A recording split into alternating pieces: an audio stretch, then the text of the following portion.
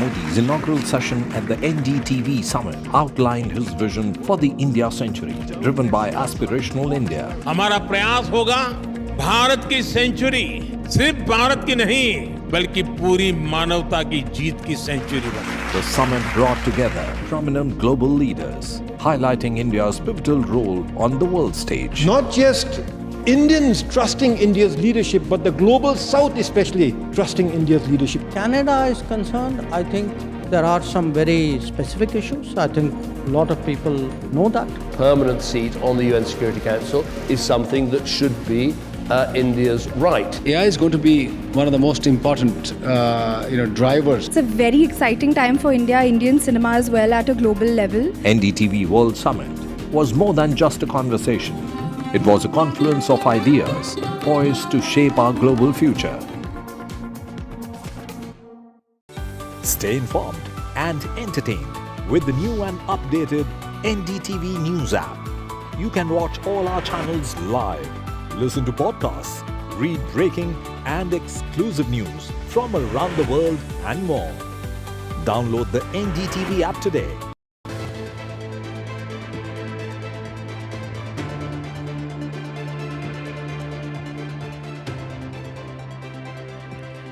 Hello and welcome. This is India Sense. I'm Gaurie Dwivedi. Let's start the show with headlines this evening. First up, first bilateral meeting in 5 years between Prime Minister Modi and China's Xi Jinping on the sidelines of the recently concluded Kazan BRICS Summit. Leaders reaffirm peace on border a priority.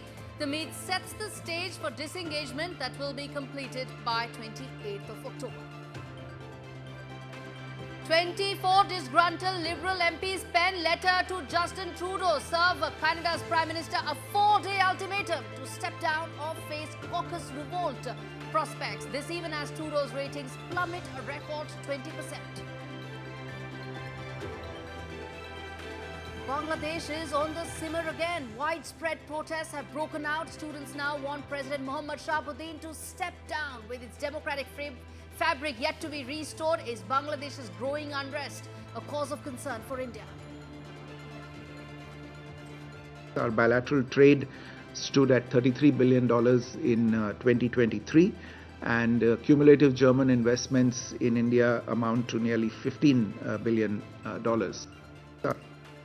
German Chancellor Olaf Scholz' 3-day India visit underway, meets Prime Minister Modi, terms India as the anchor of stability in South Asia.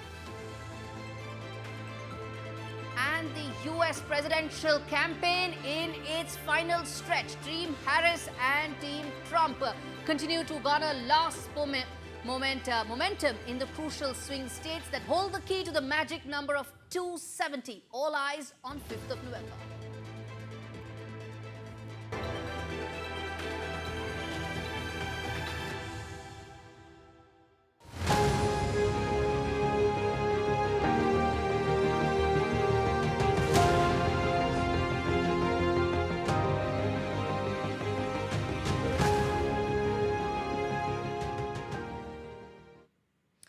Our big story on India Sense this Friday. Winds of change are now blowing in the India-China relationship. There's now a thaw that has taken place in the New Delhi-Beijing relationship. After 17 rounds of working mechanism meetings, 21 rounds of core commander level meetings, 18 months of China not having an ambassador in India, and well over 4 years since the 15th June 2020 Galwan clash. The Asian giants have agreed to disengage on the border. The announcement came a day before the Kazan heads of state BRICS Summit that paved the way for the first bilateral between Prime Minister Modi and his Chinese counterpart Xi Jinping in 5 years. Listening to Prime Minister Modi, we come back and talk more of this. सीमा पार पिछले 4 वर्षों में उत्पन्न हुए मुद्दों पर बनी सहमति का हम स्वागत करते हैं। सीमा पर शांति और स्थिरता बनाए रखना हमारी प्राथमिकता रहनी चाहिए। All right, before we explore the changing geopolitical winds that have had a role in the recent thaw, including New Delhi's elevated status in the world order, let's really find out the on-ground implications of this agreement. Now, firstly, it has made de-escalation possible, facilitating Indian troops to resume patrolling up to their old points in Depsang and Demchok, the 2020 status. It also provides for stabilization, potentially reducing confrontations at the friction point along the LAC, and most importantly, it's really a measure that opens window for further dialogue on a whole host of bilateral fronts. But New Delhi has been cautious, and Finance Minister Nirmala Sitharaman made a statement, and that highlights how New Delhi is taking this a step at a time. After the Galwan clash, New Delhi made clear it was ready to play hardball. It was the first deadly confrontation since 1975 and resulted in casualties on both sides. Now, what India did, it restricted investments from China, severed direct flights, banned dozens of Chinese apps, TikTok and others, and that figure actually went up to 321 by the end of New Delhi's measures. And those restrictions remain. Beijing is definitely looking to resume direct flights and flow of Chinese investments in India, but some of those economic restrictions remain. Of course, Xi Jinping knows very well that the Chinese economy needs the Indian market, and that's because much has changed in the world order since 2020 when COVID pandemic came and the Galwan clash actually took place. Beijing now needs that growth boost to fix its dwindling economy. China is also facing increasing Western pressure along its multiple frontiers, whether it's the Taiwan Strait, the South China Sea, Western sanctions on Chinese firms as well as individuals, all playing into the Chinese statecraft and leading into what we are seeing. The recent trends in the upcoming elections in the US have also been extremely worrying for Beijing, and they should be so, because a Donald Trump victory would in fact most certainly guarantee more strained relations with Washington, another round of tariff war, and China doesn't need another frontier. If Donald Trump is in Washington, then it needs to close that frontier when it comes to New Delhi. But that's not it all. In fact, China knows New Delhi now sits on the global high table. India's nuanced position, whether in regard to the Russia-Ukraine conflict or the Israel-Hamas war, is testimony to India's elevated status. And New Delhi continues to maintain cordial relations with the West. It has time and again rallied for its partners, whether in the East or the global South. But geopolitics aside, the agreement also comes despite India's growing ties with Taiwan when it comes to the semiconductor ecosystem, something that India is very clear about, and that sits at geotechnological game plan for India going forward. And it's interesting to note that these winds of change are not sudden, but set in motion ahead of Prime Minister Modi's third term. China appointed its new ambassador to India on the 10th of May. The appointment also ended 18 months of vacuum between the two countries. In fact, the longest vacancy since 1976. And May 10th's surprise appointment was followed with a rather clear message by the Chinese military spokesperson on the 12th of June, 3 days after Prime Minister Modi took oath. The update shared on social media platform X advocated for relevant border issues being handled properly. It underlined Beijing's intent to do so because of the changed environment it now sits in. But while the New Deal does not mean an end to all border disputes that New Delhi and Beijing they've been having on multiple fronts, but what it does allow is focus on several other bilateral aspects, which was missing till now. And maybe she is also looking to garner some good karma, for all you know. After all, in 1950, Mao had reminded the Indian ambassador of a popular saying that Chinese who do good in their lifetime would probably get reincarnated in India in their next life.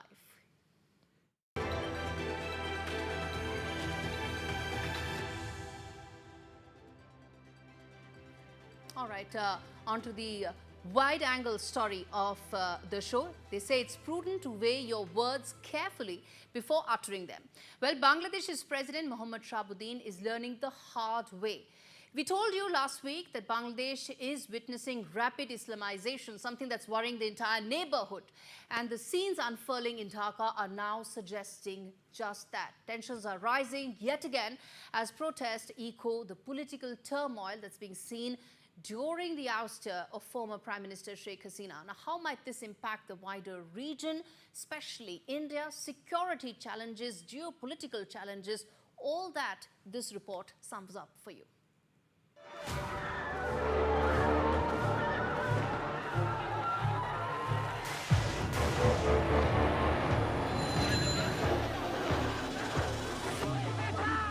Some might call it a momentary lapse of judgment, while others a simple faux pas. But it has brought Bangladesh to the brink of yet another upheaval and sitting President Shahabuddin to being ousted. President Shahabuddin told a local newspaper last week that he had not seen Sheikh Hasina's resignation letter as she fled to India in August during a student-led uprising. His statement has poked holes, if not entirely demolished, the peaceful transition of power narrative peddled by Mohammed Yunus. In fact, Yunus was on record only last month warning Sheikh Hasina in case she thought of breaking her silence. Actions speak louder than words, and Bangladesh's interim government's actions following the so-called peaceful takeover are worrying. Since its inception, it has been trying to rewrite Bangladesh's history books. It's erasing signs of the country's liberation struggle and Sheikh Mujibur Rahman, or Bongo Bandhu, Sheikh Hasina's father.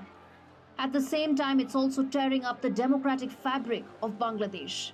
It has paved the way for the return of the banned outfit Jamaat-e-Islami Bangladesh, whose infamous leader was convicted of war crimes for helping the Pakistani military in the 1971 massacre. An unlikely priority for a government that's dealing with the aftermath of the worst floods in the last 3 decades. Increased loans from local banks in the face of falling tax collections and surging foreign debt. A massive $400 million dent to its flourishing garment industry, and constant attacks on its minority Hindu community. Yunus has still not given any time frame to conduct fresh elections. He claims the country needs certain reforms to not allow repetition of what happened in the past. But he has shied away from providing a finer picture. However, he did mention the starting point. In a realistic world, such a plan would take years to even reach execution. As Bangladesh tethers on the edge and its interim government continues pulling the wool over its citizens' eyes, the world and New Delhi are watching closely and fearing a path that could mirror its neighbor, Pakistan.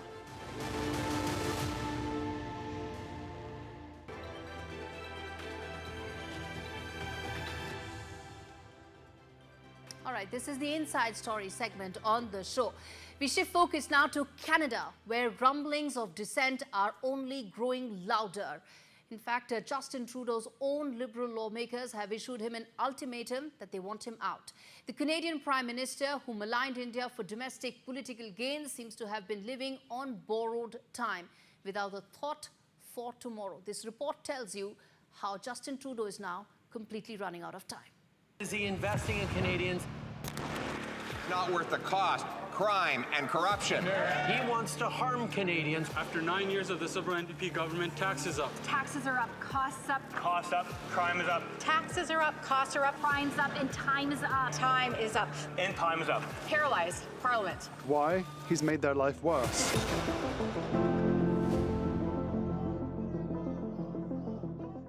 The writing seems to be on the wall for Canadian Prime Minister Justin Trudeau.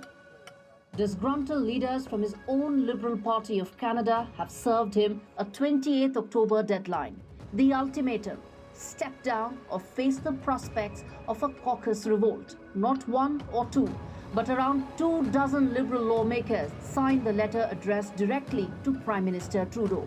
And they've done so with good reasons, or reasons in this case, if you will. The Pierre Poilievre-led Conservatives have gained a nearly 20-point lead. Only last month, Trudeau's party lost a seat it held for over 50 years in the Montreal by-polls. Politics aside, Trudeau's 9-year term has been an expensive bargain for over 40 million Canadians. While the cost of living crisis, coupled with the acute housing shortage, has broken the back of ordinary Canadians, Trudeau's regime's many policy failures, especially pulling the rug from under Canada's immigration policies, have delivered the knockout punch.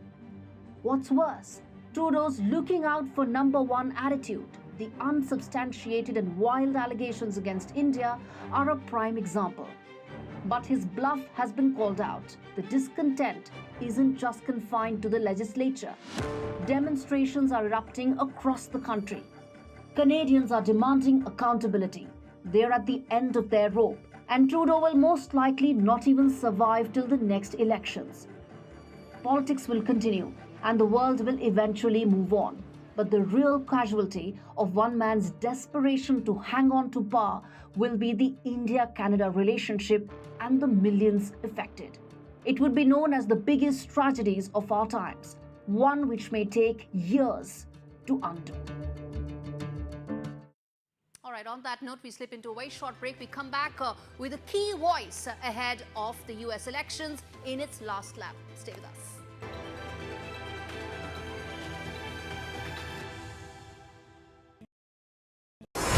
NDTV proudly upholds its legacy of trust and credibility.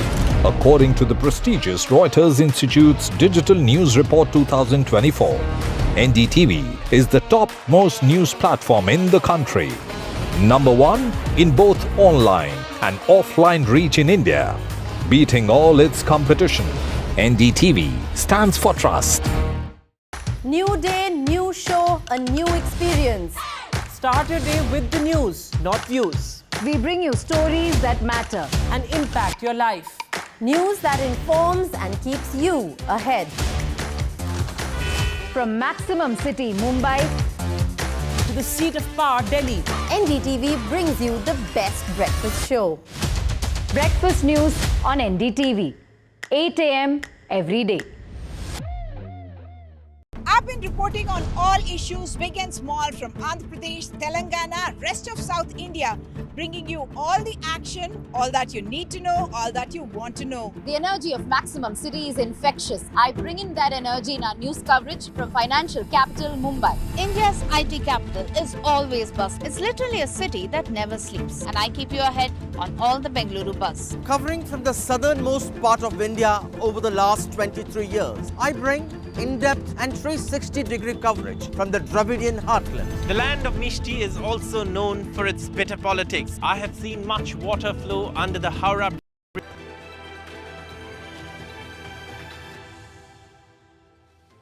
Welcome back. This is India Sense.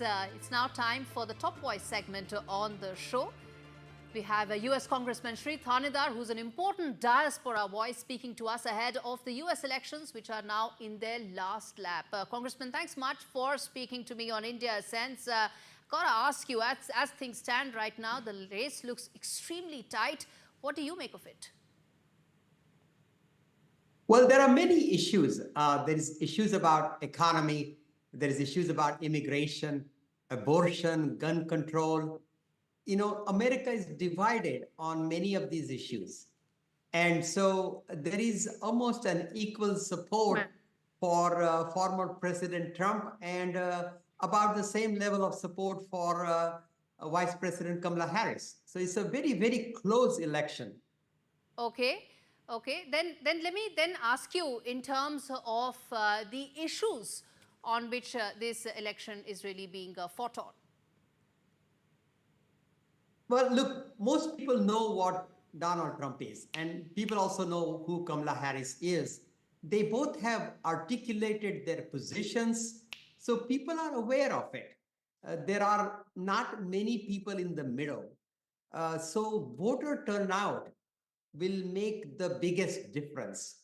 Now, we have 6 or 7 swing states. Swing states are ones, these states either vote Republican or Democratic. They go back and forth. And depending on how the swing state voting happens, the voter turnout, which party is able to get their supporters to the voting booth will matter. Will the young people show up? Will the African American people show up? What about the Arab Americans who are bothered by the Gaza issues? Will they show up? Will they vote Democratic that they normally vote?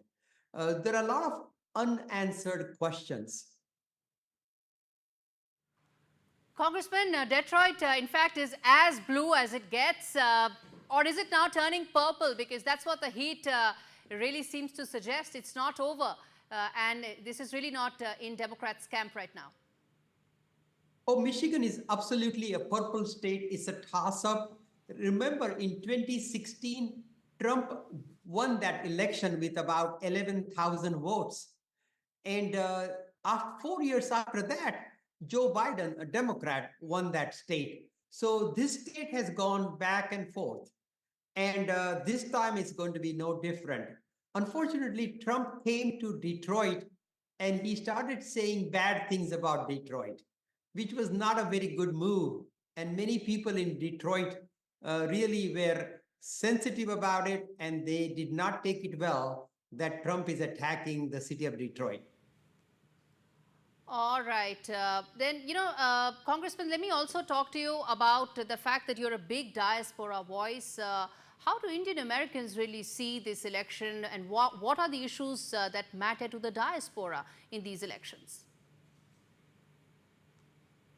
Well, Indian Americans are very, very critical because this election is going to be decided. Michigan is going to be won or lost by a few thousand votes. Now, there are over 100,000 Indian Americans in Michigan.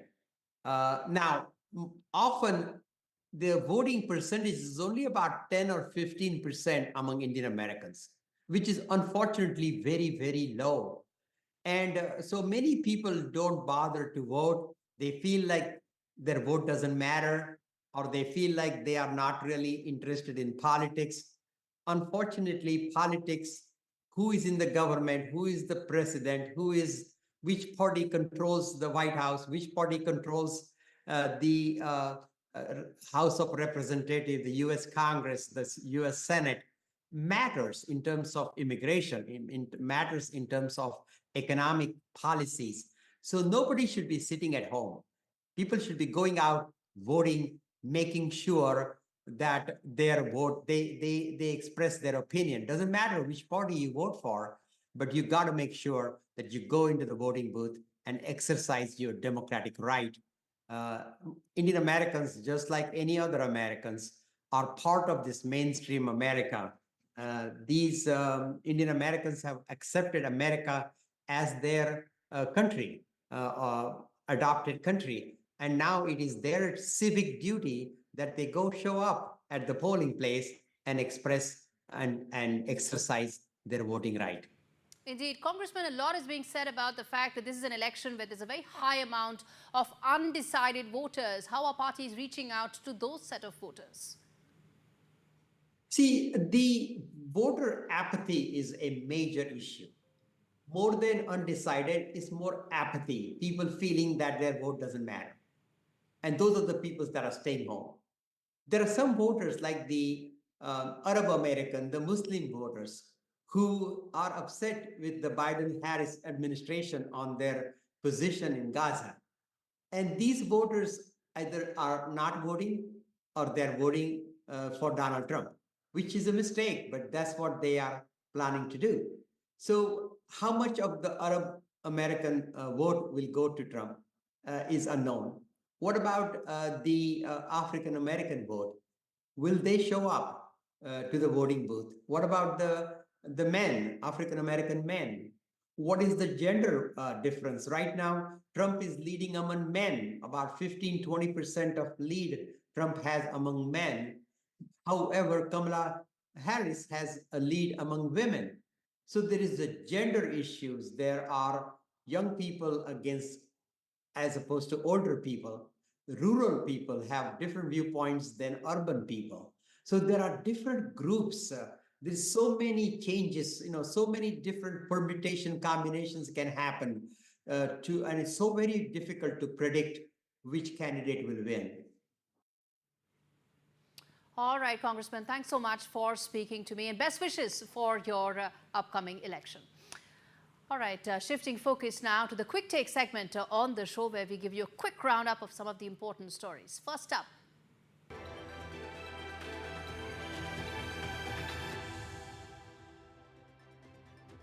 all right, in a bold move, India has dashed Pakistan's hopes for entry into the BRICS club. Prime Minister Modi underlined all decisions in regarding to adding new members need to be taken unanimously. It seems to be the final nail in the coffin when it comes to Pakistan's wishes. And in doing so, New Delhi has left Islamabad with a languishing dream of being able to join the economic forum. It is like being told you've got an invitation to the party only to find out that it's actually a cruel prank.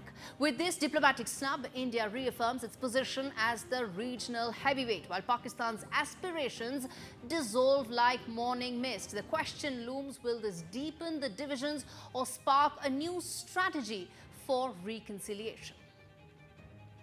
All right, the second story that we're addressing, the battle lines have been drawn, candidates announced, and election campaigning is now in full swing in the big-ticket Indian states of Maharashtra and Jharkhand. These are crucial state assembly elections that are lined up in India. India's richest state, Maharashtra, will head to polls on the 20th of November, while the mining-rich state of Jharkhand will go to elections in two phases, on the 13th of November and on the 20th of November. Results will be known in a single phase, in fact, on the 23rd of November. The elections will see the BJP-led NDA facing a united opposition that hopes to perform better after the drubbing it received in the recent Haryana elections. All right, a story that I think everybody will now relate to, while India sends winter is descending in the capital, New Delhi. And guess what? It's the same song and dance all over again. Delhi's air quality has taken a turn for, well, the dramatic. Residents now need a GPS to navigate through the smog, and breathing masks have become the season's hottest accessory. Who needs a gym membership? Just step outside for a 5-minute jog and what you'll get is a full cardio workout trying to dodge the pollution. In fact, the air is so toxic, it might even win an award for the best supporting role in a dystopian film. Well, all I can say is stay tuned to find out whether the AQI can break its own record. All right, with that, it's a wrap on this edition of India Sense. Thanks so much for watching.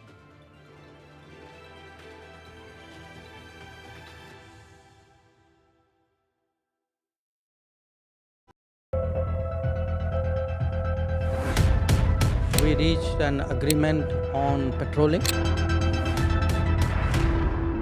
We have gone back to where the situation was in 2020, and we can say with that the disengagement process with China, you can say, has been completed. The understanding, to my knowledge, is that we will be able to do the patrolling which we were doing in 2020.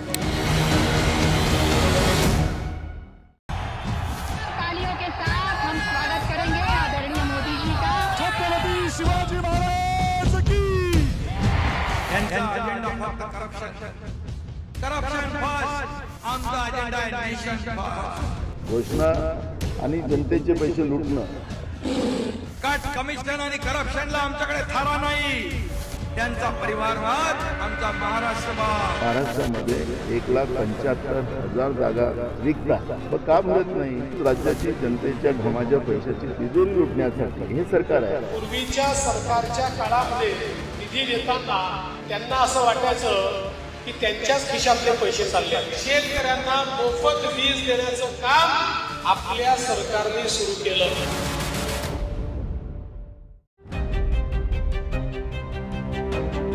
Hello and welcome to India Sense, where I speak with global opinion makers. The United States has made a strategic decision over the last 20 years to move closer to India.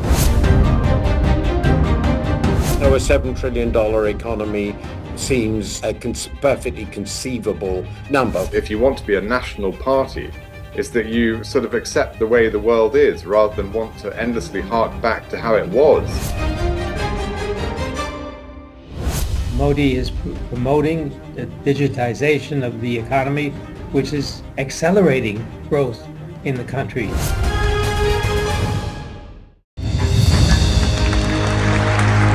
I now request the Honorable Prime Minister to launch NDTV World and address the summit. It was the grand launch of NDTV World by Prime Minister Narendra Modi. NDTV World, as he laid out his vision for the India century at the NDTV World Summit.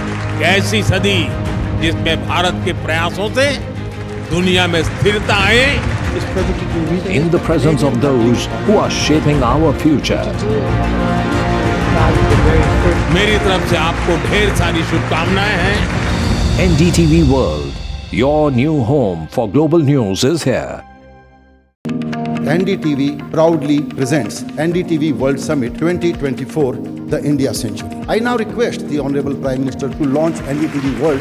Prime Minister Narendra Modi's inaugural session at the NDTV Summit outlined his vision for the India century, driven by aspirational India. हमारा प्रयास होगा भारत की century सिर्फ भारत की नहीं बल्कि पूरी मानवता की जीत की सेंचुरी बने। The summit brought together prominent global leaders, highlighting India's pivotal role on the world stage. Not just Indians trusting India's leadership, but the global South especially trusting India's leadership. Canada is concerned, I think there are some very specific issues. I think a lot of people know that. Permanent seat on the UN Security Council is something that should be India's right. AI is going to be one of the most important drivers. It's a very exciting time for India, Indian cinema as well at a global level. NDTV World Summit was more than just a conversation. It was a confluence of ideas poised to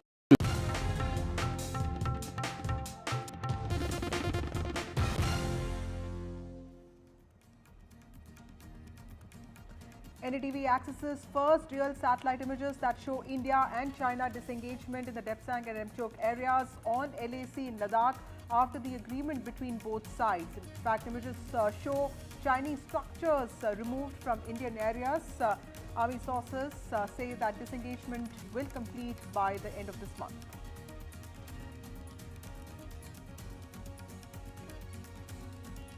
The mother of all Maharashtra battles is here. It's Aditya Thackeray versus Milind Deora in the Sena versus Sena battle for Worli.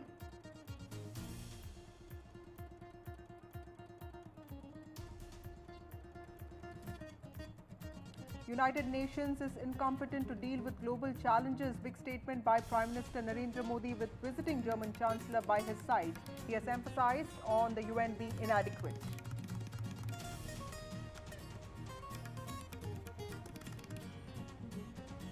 NC leader Farooq Abdullah has called out Pakistan as the source of terror attacks in Jammu and Kashmir. He has in fact urged Islamabad to find a way to be friends. Otherwise, he says, issues will arise.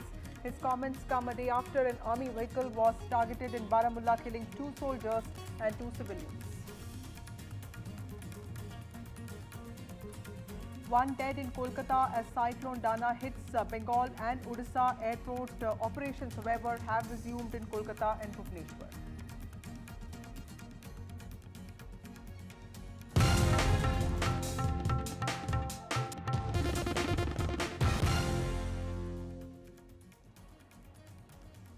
We start with some very important breaking news. Satellite images available with NDTV. The first real images of the actual disengagement of Chinese and Indian forces in Ladakh show the removal of Chinese structures in both Depsang in the north of Ladakh and Demchok in the south.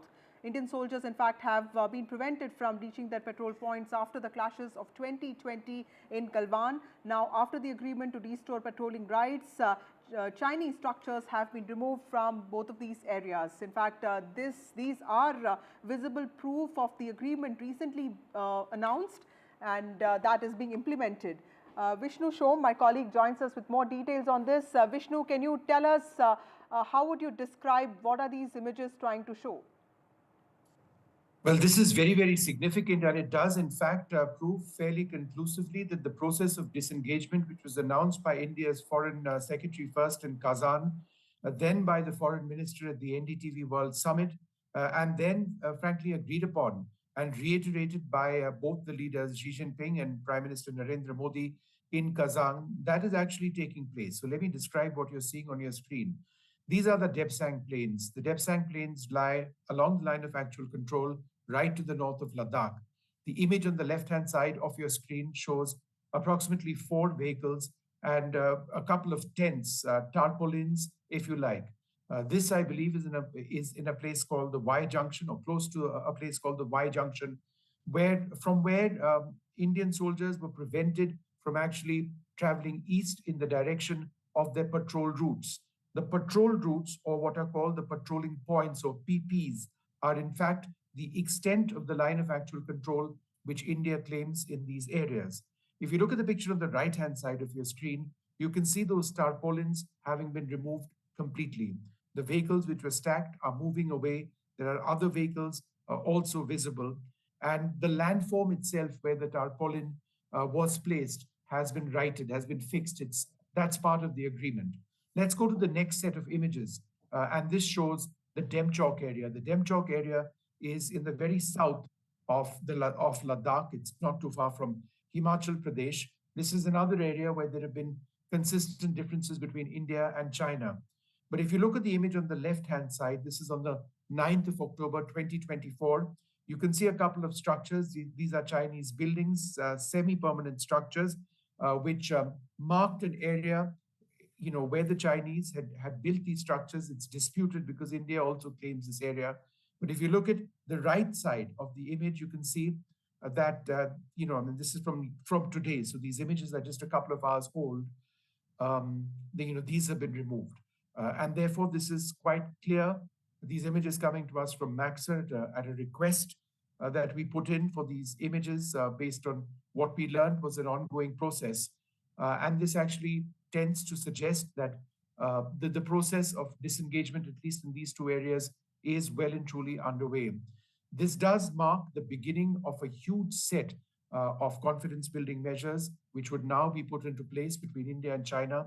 What we saw in 2024 was terrible, absolutely. We saw the loss of so many Indian lives in Galwan, Chinese lives lost as well, huge differences on the line of control, Indian soldiers being prevented from getting to their patrolling posts. And then fairly out of the blue, we've seen this agreement after dozens of rounds of military talks, which were unsuccessful. Finally, diplomatic talks, I would suggest, along with some military talks, which were taking place in the background, enabled an agreement to be reached at between India and China. Now, while we don't know all of the aspects of the agreement between India and China, the fact is that this disengagement is taking place. India believes it's a complete disengagement, which has been called for. This will enable India to actually patrol in these areas. This isn't to suggest that Chinese soldiers won't patrol in these areas. Again, the exact nature of the agreement, which has been arrived at, has not been disclosed thus far. But a very, very welcome signs indeed that what we are now seeing is a return to the pre-2020 situation. Vasudha. Shom, for joining us with those very critical details. Indo-China disengagement announcement happened, and of course now structures are being removed. That important break by Vishnu Shom on NDTV. Moving on, National Conference Chief Farooq Abdullah has called out Pakistan as the source of terror attacks in Jammu and Kashmir and has warned Pakistan to put an end to its constant attacks. In fact, he has urged Islamabad to find a way to be friends, otherwise issues, he says, will arise. This happened after 3 soldiers were killed in action in a terror attack in Jammu and Kashmir's Baramulla today. In fact, 2 porters have also been killed in this attack, while 3 others have been injured.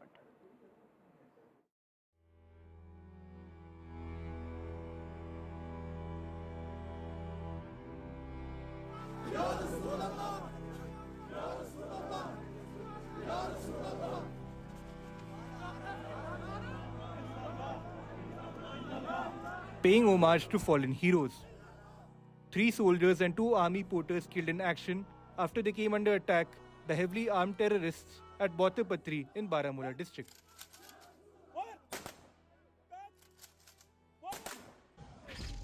A massive cordon and search operation is underway to track down the attackers involved in the deadly ambush on an army truck on Thursday evening. This is the second major terrorist attack in the valley in the last 1 week. On Sunday, 7 workers, including a doctor, were killed after terrorists attacked a campaign site of road tunnel workers in Gandarbal district. Since June, there have been over a dozen attacks on the army in Jammu and Kashmir.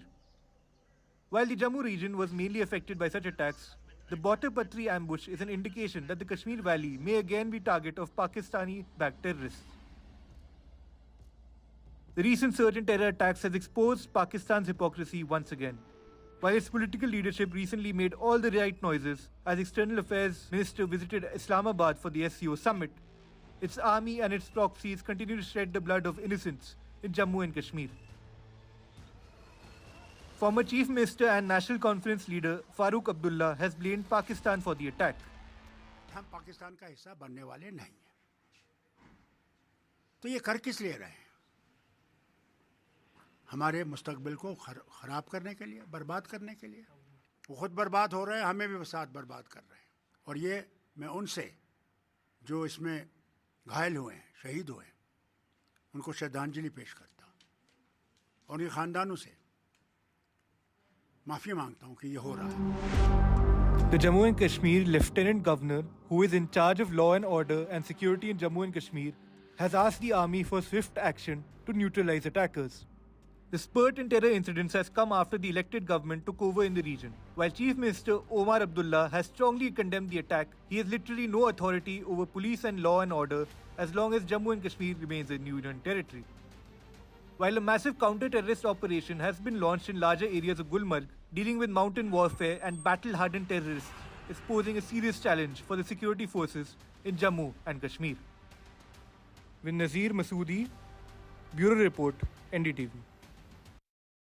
Moving on, just days after returning from BRICS, Prime Minister Narendra Modi called out global forums like UNSC in his joint address with the German Chancellor today, and he was talking about Russia-Ukraine war. Prime Minister Narendra Modi on Friday met the German Chancellor and he discussed a wide range of issues focused on improving bilateral strategic ties. But the key highlight of this joint presser was this big message to global forums by the Indian Prime Minister. In fact, Prime Minister Narendra Modi minced no words and said that it is time for reforms in global forums such as UNSC, which have so far been incompetent in stopping wars like Ukraine and Russia. Ukraine और पश्चिम Asia में चल रहे संघर्ष हम दोनों के लिए चिंता के विषय है। भारत का हमेशा मत रहा है कि युद्ध से समस्याओं का समाधान नहीं हो सकता और शांति की बहाली के लिए भारत हर संभव योगदान देने के लिए तैयार है। हम इस बात पर भी सहमत हैं कि 20वीं सदी में बनाए गए ग्लोबल फोरम 21वीं सदी की चुनौतियों से निपटने में सक्षम नहीं है। यूएन सिक्योरिटी काउंसिल सहित अन्य मल्टीलेटरल इंस्टीट्यूशंस में रिफॉर्म्स की आवश्यकता है। The world of the 21st century is something where progress is a question we have to work for. But in a multipolar world, there is no global policeman, no single watchdog monitoring our common rules and institutions. Each and every one of us is called upon to defend and uphold them. If Russia was to succeed with its illegal, brutal war against Ukraine, there would be repercussions far beyond Europe's borders. Such an outcome would endanger global security and prosperity as a whole. As the bilateral talks between India and Germany concluded today in the national capital, Prime Minister Modi's comments on UNSC, the United Nations Security Council, in not achieving any kind of ceasefire when it comes to two global conflicts, one between Russia and Ukraine and the other in the West Asia, has assumed a lot of significance. The Prime Minister said that UNSC as a multilateral body has failed to achieve or to conquer peace in two regions in the world which have been on fire due to the conflict which has been going on for a while now. First, regarding the West Asia, where Israel, Hamas and now Lebanon has also been dragged into the war. The second being Russia and Ukraine. And this statement was made in front of German's Chancellor, Mr. Olaf Scholz, who is here in India for a two-day visit. While Germany backs Ukraine in this conflict, India's position has been very clear. Indian Prime Minister has sort of taken efforts to bring both the parties, both the President, Mr. Putin, as well as President Zelensky, for the peace efforts. And that is why the Prime Minister said that India is ready for any kind of initiative when it comes to achieve peace or to ensure a ceasefire kind of agreement in both the cases.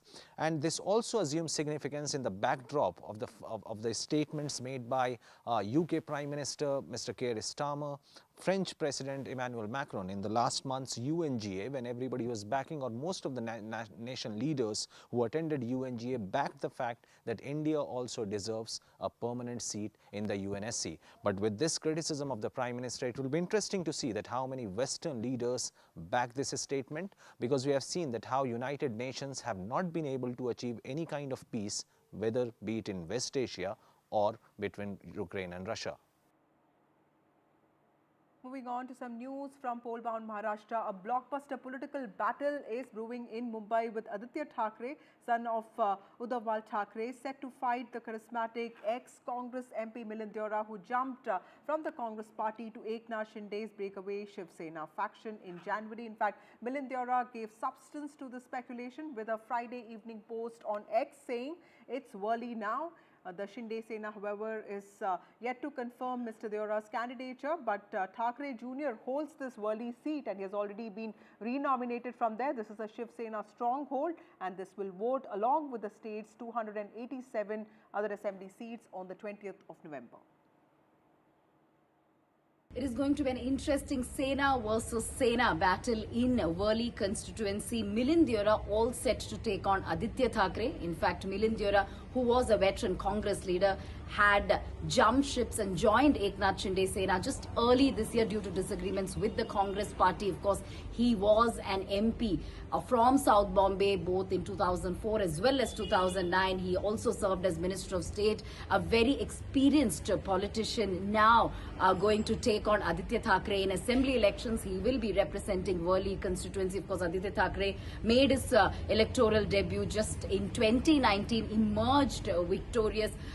Worli had been a Sena bastion for quite some time now, and Milind Deora is somebody who wields a lot of influence as far as South Bombay is concerned. We know for a fact that Milind Deora ended Deora's, long association, 55-year-old long association with the Congress party just early this year.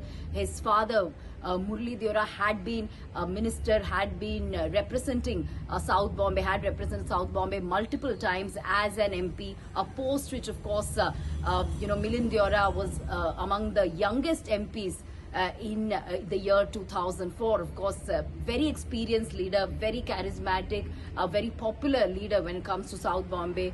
So is Aditya Thackeray. So therefore, a very, very interesting contest there, and also a three-way fight, because it's not just Sena versus Sena, but there is the MNS equation also. Sandeep Deshpande of the MNS is also going to be contesting against these two veteran leaders. So yes, Worli constituency battle is something that will be interesting to watch out for. Time for a short break. More news and updates on the other side.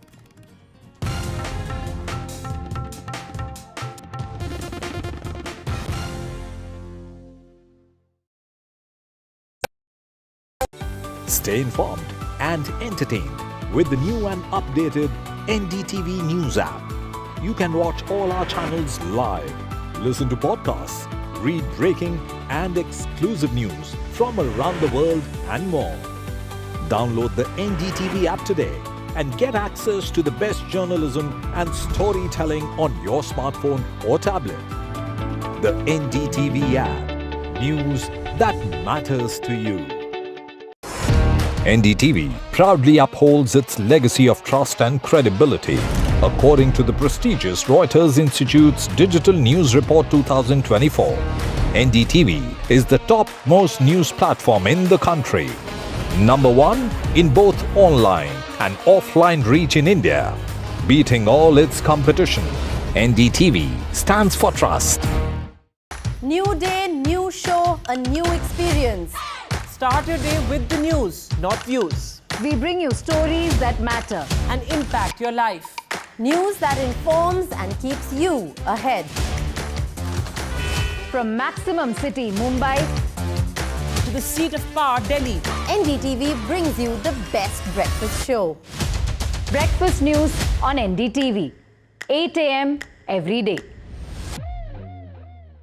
अब have been reporting on all issues, big and small, from Andhra Pradesh, Telangana, rest of South India, bringing you all the action, all that you need to know, all that you want to know. The energy of Maximum City is infectious. I bring in that energy in our news coverage from financial capital Mumbai. India's IT capital is always buzz. It's literally a city that never sleeps. And I keep you ahead on all the Bengaluru buzz. Covering from the southernmost part of India over the last 23 years, I bring in-depth and 360-degree coverage from the Dravidian heartland. The land of Mishti is also known for its bitter politics. I have seen much water flow under the Howrah Bridge, covering Bengal in all its vivid colors.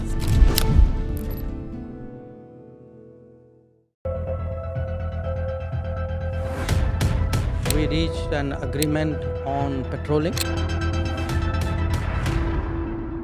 We have gone back to where the situation was in 2020, and we can say with that the disengagement process with China, you can say, has been completed. The understanding, to my knowledge, is that we will be able to do the petroling which we were doing in 2020.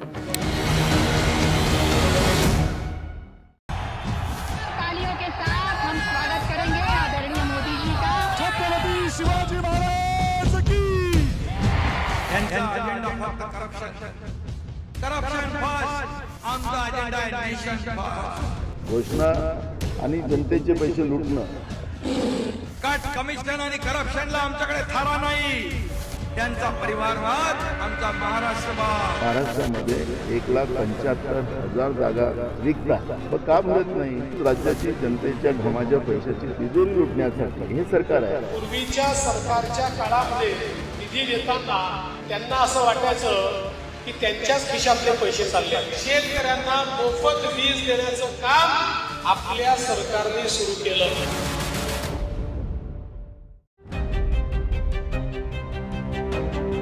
Hello and welcome to India Sense, where I speak with alleged involvement in the Muda scam case, and her statement was also recorded. Meanwhile, the Muda scam may be seeing an intense political fallout in Karnataka with an ongoing ED and Lokayukta investigation, but this case has also hit the real estate industry in the city, with many developers complaining about delay in clearances for many projects. My colleague Pratibha Raman has this report.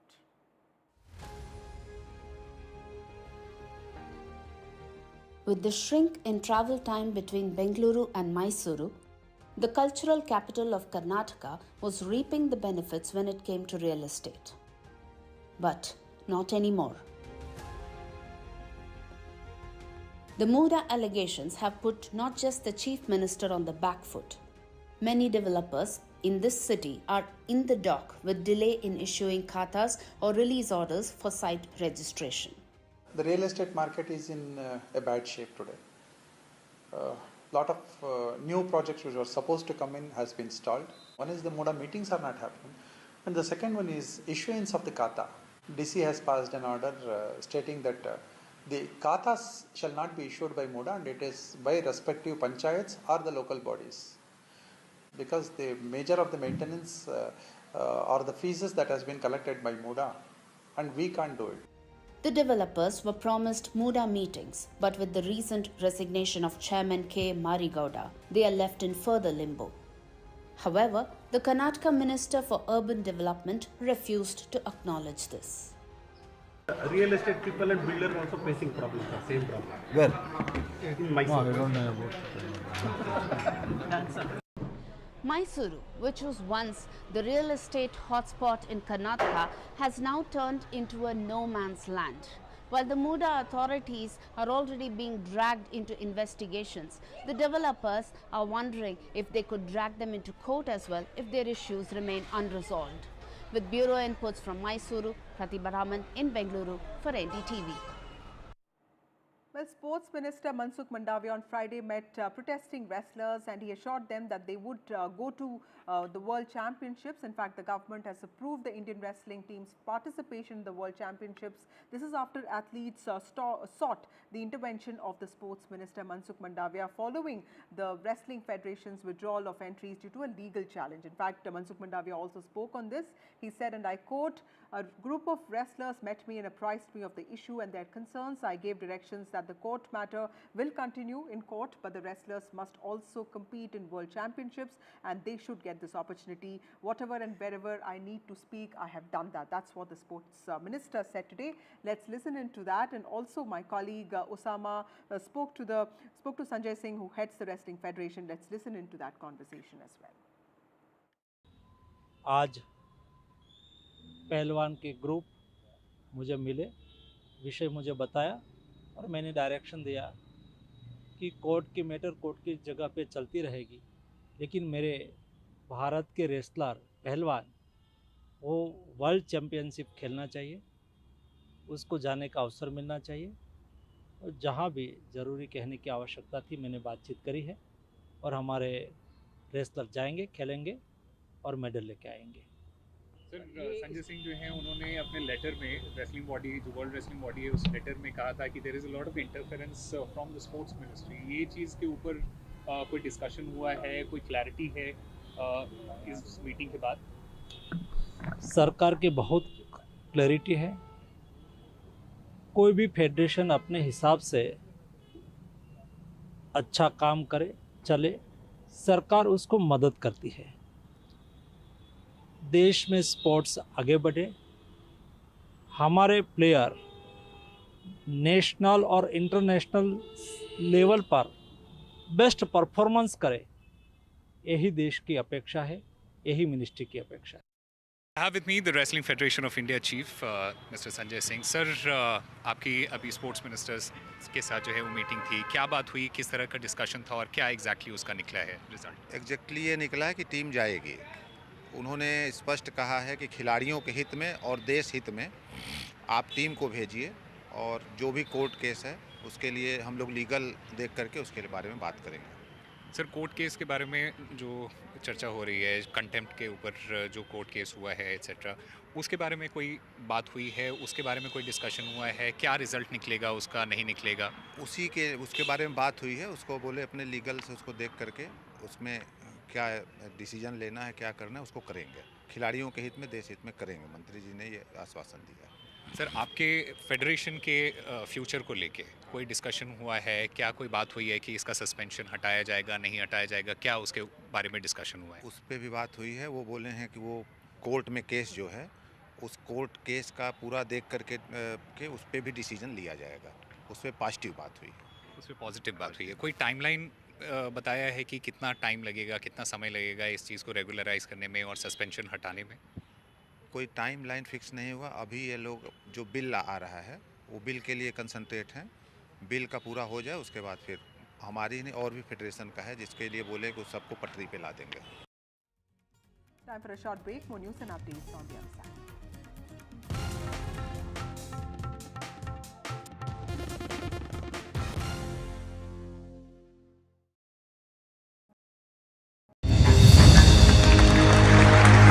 I now request the Honorable Prime Minister to launch NDTV World and address the summit.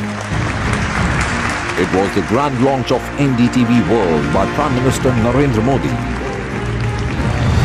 NDTV World, as he laid out his vision for the India century at the NDTV World Summit. ऐसी सदी जिसमें भारत के प्रयासों से दुनिया में स्थिरता आए, in the presence of those who are shaping our future. मेरी तरफ से आपको ढेर सारी शुभकामनाएं हैं। NDTV World, your new home for global news is here. NDTV proudly presents NDTV World Summit 2024, the India Century. I now request the Honorable Prime Minister to launch NDTV World. Prime Minister Narendra Modi's inaugural session at the NDTV Summit outlined his vision for the India century, driven by aspirational India. हमारा प्रयास होगा भारत की century सिर्फ भारत की नहीं बल्कि पूरी मानवता की जीत की सेंचुरी बने। The summit brought together prominent global leaders, highlighting India's pivotal role on the world stage. Not just Indians trusting India's leadership, but the global South especially trusting India's leadership. Canada is concerned, I think there are some very specific issues. I think a lot of people know that. Permanent seat on the UN Security Council is something that should be India's right. AI is going to be one of the most important, drivers. It's a very exciting time for India, Indian cinema as well at a global level. NDTV World Summit was more than just a conversation. It was a confluence of ideas poised to shape our global future. Stay informed and entertained with the new and updated NDTV News app. You can watch all our channels live, listen to podcasts, read breaking and exclusive news from around the world and more. Download the NDTV app today and get access to the best journalism and storytelling on your smartphone or tablet. The NDTV app. News that matters to you. NDTV proudly upholds its legacy of trust and credibility. According to the prestigious Reuters Institute's Digital News Report 2024, NDTV is the topmost news platform in the country. Number one in both online and offline reach in India. Beating all its competition, NDTV stands for trust. New day, new show, a new experience. Start your day with the news, not views. We bring you stories that matter and impact your life. News that informs and keeps you ahead. From Maximum City, Mumbai, to the seat of power, Delhi, NDTV brings you the best breakfast show. Breakfast news on NDTV, 8 a.m. every day. I've been reporting on all issues big and small from Andhra Pradesh, Telangana, rest of South India, bringing you all the action, all that you need to know, all that you want to know. The energy of Maximum City is infectious. I bring in that energy in our news coverage from financial capital Mumbai. India's IT capital is all.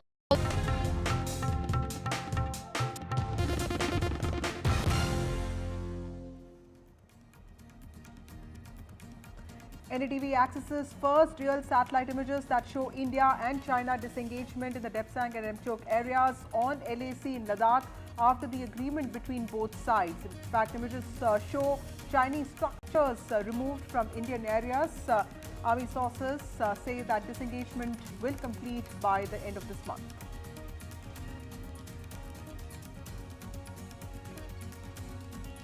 The mother of all Maharashtra battles is here. It's Aditya Thackeray versus Milind Deora in the Sena versus Sena battle for Worli.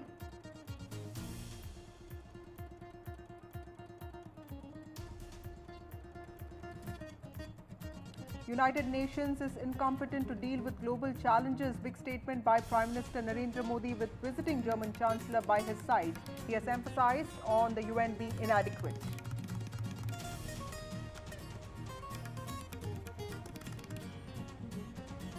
NC leader Farooq Abdullah has called out Pakistan as the source of terror attacks in Jammu and Kashmir.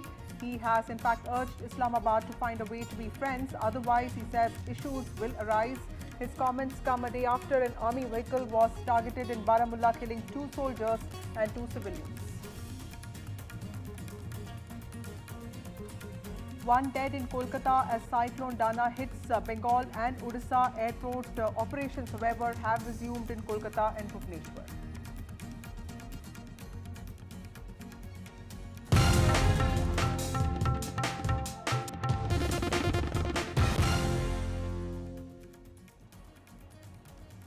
We start with some very important breaking news. Satellite images available with NDTV. The first real images of the actual disengagement of Chinese and Indian forces in Ladakh show the removal of Chinese structures in both Depsang in the north of Ladakh and Demchok in the south.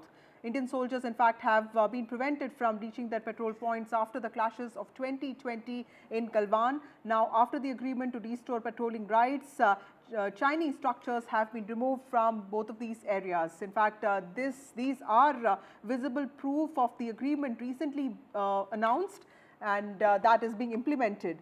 Vishnu Shom, my colleague, joins us with more details on this. Vishnu, can you tell us how would you describe what are these images trying to show? Well, this is very, very significant, and it does, in fact, prove fairly conclusively that the process of disengagement, which was announced by India's Foreign Secretary first in Kazan, then by the Foreign Minister at the NDTV World Summit, and then, frankly, agreed upon and reiterated by both the leaders, Xi Jinping and Prime Minister Narendra Modi in Kazan, that is actually taking place. So let me describe what you're seeing on your screen. These are the Depsang Plains. The Depsang Plains lie along the line of actual control, right to the north of Ladakh. The image on the left-hand side of your screen shows approximately 4 vehicles and a couple of tents, tarpaulins, if you like. This, I believe, is in a place called the Y Junction, or close to a place called the Y Junction, from where Indian soldiers were prevented from actually